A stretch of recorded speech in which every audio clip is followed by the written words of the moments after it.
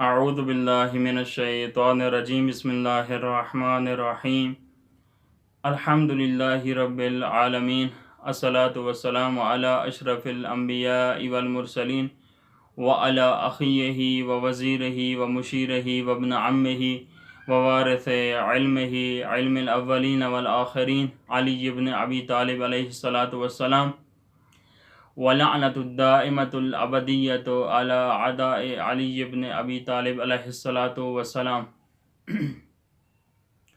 اما بعد، مسلسل گستاخیوں اور بے ادبیوں کا سلسلہ ایک فتنہ گر کی طرف سے جاری و ساری ہے۔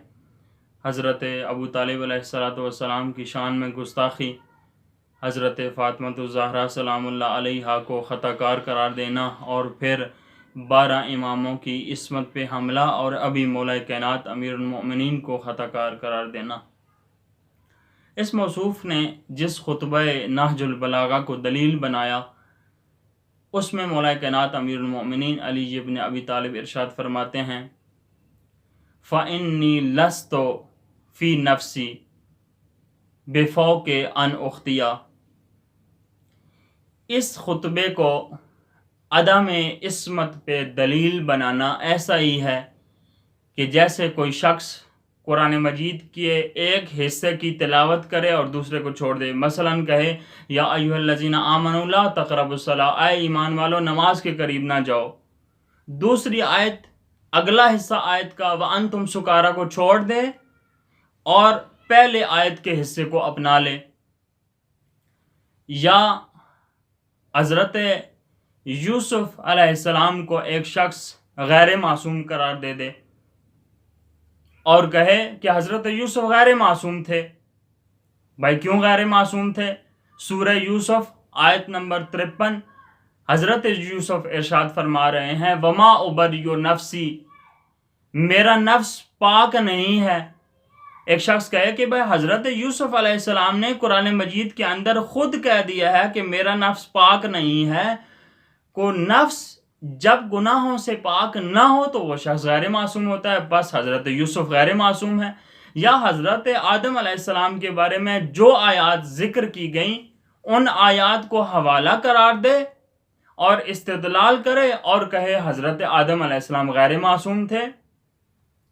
یا حضرت نبی اکرم صلی اللہ علیہ وآلہ وسلم نے جو ارشاد فرمایا قرآن مجید کے اندر، اللہ تعالیٰ نے کہا کہ اے رسول کہہ دیجئے کہ انا بشرم مثلکم، میں تمہاری طرح کا ایک انسان ہوں، یوحا الیہ کو چھوڑ دے اور کہے کہ حضرت رسول پاک خود کہہ رہے ہیں کہ میں تمہاری طرح کا ایک انسان ہوں، جس طرح تم غیر معصوم ہو اس طرح میں غیر معصوم ہوں، جس طرح تم گناہ کرتے ہو اس طرح میں بھی گناہ کرتا ہوں۔ تو ان آیات کو یا دیگر روایات کو انسان موضوع بنا لے اور دلیل بنا لے اور پھر انبیاء یا معصومین کو غیر معصوم قرار دے تو یہ انتہائی جاہلانہ اقدام ہے، انتہائی عدم منطق کا مقام ہے کہ انسان ایک پڑھا لکھا ہو اور پھر وہ جہالت کا مظاہرہ کرے۔ اس آیت میں کہ جس میں یہ کہا گیا کہ تم جب نشے کی حالت میں ہو تو نماز کے قریب نہ جاؤ، یعنی پہلے آیت کے حصے کو بیان کیا اور دوسرے کو چھوڑ دیا، یہ جاہلانہ اقدام ہے۔ یا حضرت یوسف علیہ السلام نے جو کہا وما ابرئ نفسی ان النفس لامارۃ بالسوء، اس کو اپنائے اور اگلے حصے کو چھوڑ دے الا ما رحم ربی، مگر یہ ہے کہ اللہ میرے اوپر رحم کرے۔ اس آیت کو انسان ساتھ لے گا تو پتہ چلے گا حضرت یوسف معصوم ہیں۔ یا حضرت رسول اکرم کی اس آیت کو جس میں حضرت رسول اکرم کو کہا گیا قل، اے رسول کہہ دیجئے کہ میں تمہاری طرح کا ایک بشر ہوں، اور اگلی آیت کو ساتھ لینا پڑے گا یوحا الیہ، اس آیت کو بھی ساتھ لینا پڑے گا، مگر یہ ہے کہ میرے اوپر وحی نازل ہوتی ہے اور وحی غیر معصوم پہ نازل نہیں ہو سکتی، اس لیے کہ جو ہادی ہے، جو رہنما ہے، جو لوگوں کو ہدایت کرنے والا ہے اگر وہ خود گناہ گار ہے تو اصلاً اور کسی صورت میں بھی دوسرے انسان کو ہدایت پہ نہیں لے کے آ سکتا، اس لیے کہ وہ خود گناہ گار ہے۔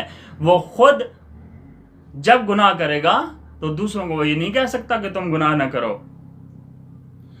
تو ان آیات کو یا روایات کو سمجھنے کی ضرورت ہے۔ تو حضرت مولا کائنات امیر المومنین کے اس خطبے کو بھی سمجھنے کی ضرورت ہے۔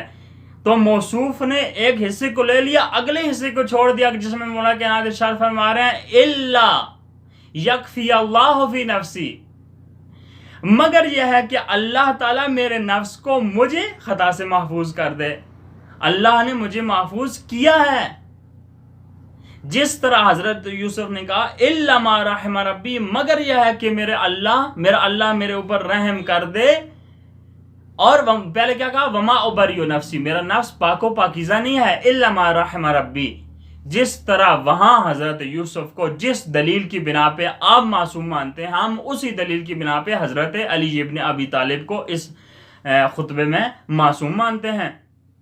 اور اس خطبے کو بیان کر کے مولا کائنات امیر المومنین حقیقت میں توحید افعالی کو بیان کر رہے ہیں کہ میرا کوئی فعل بھی تیری رضایت کے بغیر نہیں ہے، مظہر صفات خدا ہیں علی ابن ابی طالب۔ تو اس طرح بہت سی آیات ایسی ہوتی ہیں یا بہت سی روایات ایسی ہوتی ہیں کہ جس میں مستثنیٰ کو بھی دیکھا جاتا ہے، اور ایک عالم انسان، ایک پڑھا لکھا انسان مستثنیٰ منہ کو لے لے اور مستثنیٰ کو چھوڑ دے، یہ اس کے عدم علم کی علامت ہے۔ اس کا مطلب ہے کہ وہ جاہل ہے۔